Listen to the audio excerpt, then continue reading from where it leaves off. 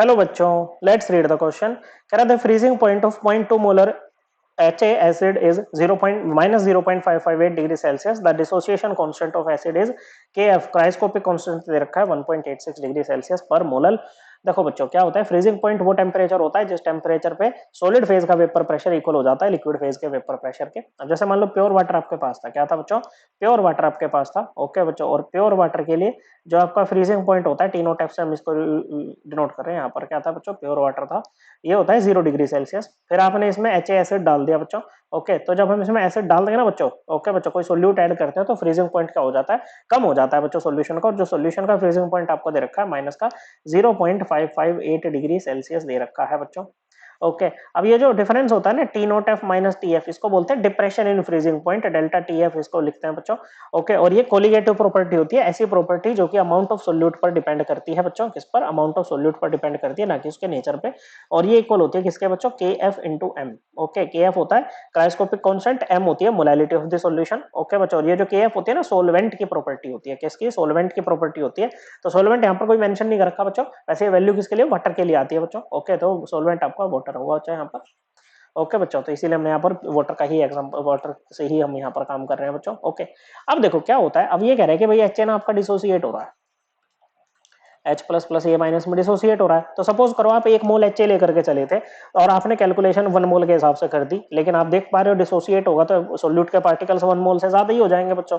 Okay बच्चों, तो ऐसे में क्या हो जाएगा बच्चों के आपके पास में क्या होगा कि जो कैलकुलेटेड वैल्यू होगी ना कोलिगेटिव प्रॉपर्टी की, वो डिफरेंट होगी एक्चुअल वैल्यू से, डिस्क्रिपेंसी आ जाएगी। इसी को दूर करने के लिए हम वेंटो फैक्टर का यूज करते हैं बच्चों, जो कि इक्वल होता है किसके? Actual value of colligative property upon calculated value of colligative property के।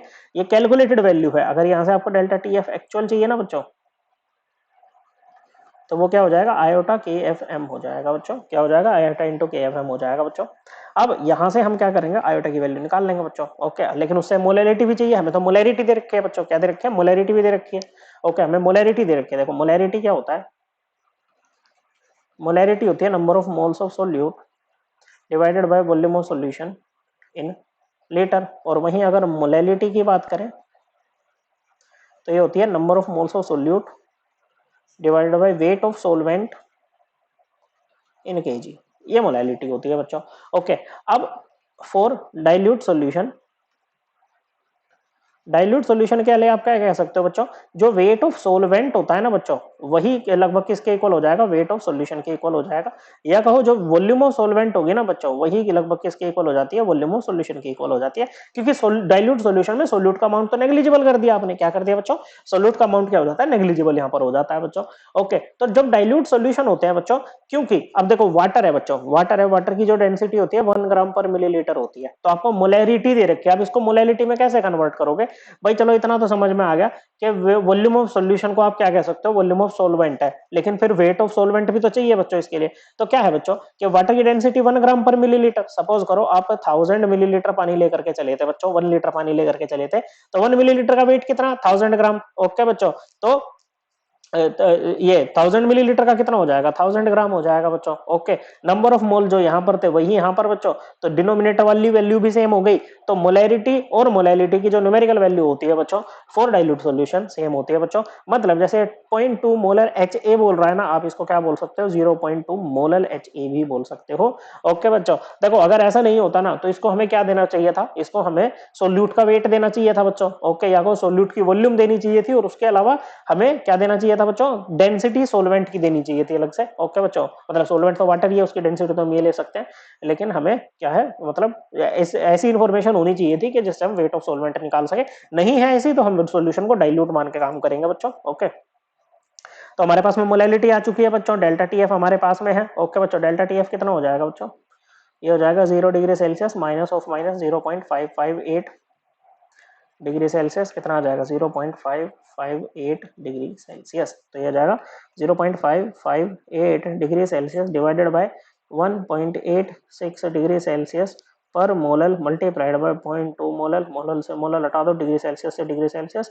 ये आ जाएगा कितना बच्चों? ये आ जाएगा आपका यहाँ पर 1.5।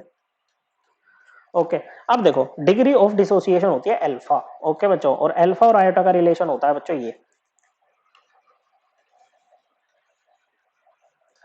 ओके बच्चों, आयोटा जो होता है वो इक्वल होता है 1 प्लस एन माइनस 1 अल्फा के। एन मतलब कितने एन मिले, जैसे यहाँ से 2 आपको दिख रहे हैं ना, तो एन की वैल्यू क्या हो जाएगी बच्चों, यहाँ पर 2 हो जाएगी बच्चों। ओके, वैसे आप इसको ऐसे भी निकाल सकते थे कि आयोटा जो होता है वो किसके इक्वल होता है बच्चों, ये होता है टोटल मोल्स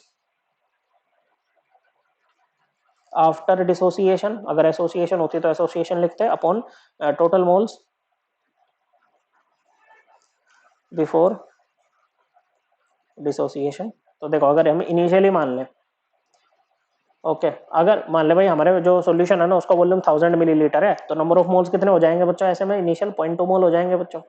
ओके, ये कुछ नहीं जब इक्विलिब्रियम आया बच्चों, तो ये कितने हो जाएंगे बच्चों, 0.2 में से कुछ एक्स मोल निकल गए होंगे बच्चों। ओके, सिंपली ऐसे ही लिख रहे हैं, मोल नहीं लिख रहे बच्चों यहाँ पर, इसके एक्स मोल बने होंगे, इसके भी एक्स मोल बने होंगे। अब जो अल्फा होता है ना बच्चों, डिग्री ऑफ डिसोसिएशन, ये होता है dissociated moles of reactant upon initial moles of reactant.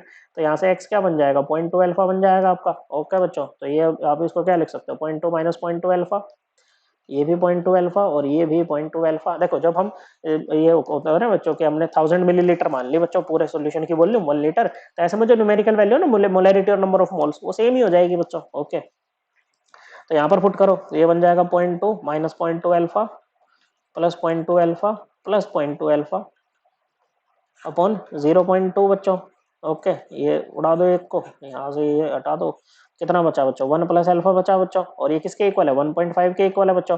अब यहाँ से भी देखो यही आता बच्चों, एन की वैल्यू 2 है। ओके बच्चों, तो आयोटा किसके इक्वल आता बच्चों, 1 प्लस अल्फा के इक्वल आता ना बच्चों, और अल्फा क्या हो जाएगा बच्चों, यहाँ से निकाल लो बच्चों, 0.5 ये आ जाएगा बच्चों, कितना आ जाएगा, 0.5 ये आ गया बच्चों आपका। ओके, तो ये अल्फा की वैल्यू आ गई आपकी 0.5। ओके, तो ऐसे में फिर 0.2 अल्फा क्या हो जाएगा बच्चों, 0.2 अल्फा आपका हो जाएगा, ये हो जाएगा बच्चों 0.2 इंटू 0.5। ओके बच्चों, ये किसके इक्वल आएगा बच्चों, ये आ जाएगा आपका 0.1, कितना आ जाएगा बच्चों, 0.1 ये आ जाएगा बच्चों। ओके, अब देखो एसिड डिसोसिएशन कांस्टेंट आपको निकालना है कि ये इक्वल होता है बच्चों product of equilibrium molar concentration of the components on the right hand side raised to power their respective stoichiometric coefficients upon product of equilibrium concentration of the components on the left hand side raised to power their respective stoichiometric coefficient. तो H plus की concentration कितनी हो जाएगी बच्चों, देखो ऐसे में वही 1 लीटर मान रखा है, तो जो नंबर ऑफ मोल्स की वैल्यू है वही क्या लिख लोगे आप, इसकी ये मोलर कंसंट्रेशन की वैल्यू। तो 0.2 अल्फा का मतलब क्या है बच्चों, 0.1, ये भी आपका 0.1। ओके बच्चों, और इसको क्या लिख सकते हो अपनी 0.2 इंटू 1 माइनस अल्फा, अल्फा की वैल्यू क्या है बच्चों आपकी 0.5 है। ओके बच्चों, कितनी है, अल्फा की वैल्यू है 0.5। ओके बच्चों, क्या है 0.5 है आपकी अल्फा की वैल्यू यहाँ पर। ओके बच्चों, तो देखो बच्चों हम यहाँ पर क्या करेंगे बच्चों, क्योंकि वीक एसिड है तो अल्फा को क्या कर सकते हैं बच्चों, हम यहाँ पर नेग्लेक्ट कर सकते हैं विद रेस्पेक्ट टू व्हाट बच्चों, विद रेस्पेक्ट टू, या फिर इसको देखो हम ये कर सकते हैं ना, हाँ कोई दिक्कत नहीं, चलो हम इसको ऐसे भी कर सकते हैं 0.1, ना भी नेग्लेक्ट करें तो वो भी काम चल जाएगा, नेग्लेक्ट ना ही करें तो ठीक है बच्चों, 0.2 इंटू 0.5 बनेगा बच्चों। ओके, तो 0.2 इंटू 0.5 क्या है, 0.1 ही है बच्चों, तो 0.1 ये कट जाएगा बच्चों, तो एसिड डिसोसिएशन कितना आ जाएगा आपका, 0.1 आ जाएगा। करेक्ट आंसर है ऑप्शन डी। आई होप आपको ये एकदम क्लियर हो गया होगा। थैंक यू बच्चों।